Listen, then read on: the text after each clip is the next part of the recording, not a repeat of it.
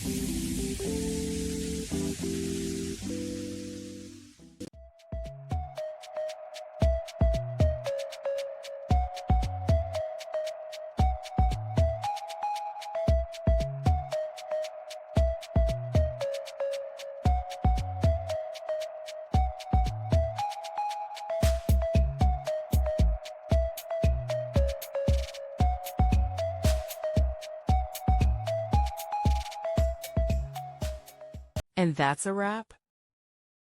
I hope you found the answer you were looking for. If you did, take a second to hit that subscribe button. It really helps out. And let me know in the comments which solution worked best for you. See you next time in the Debug Zone.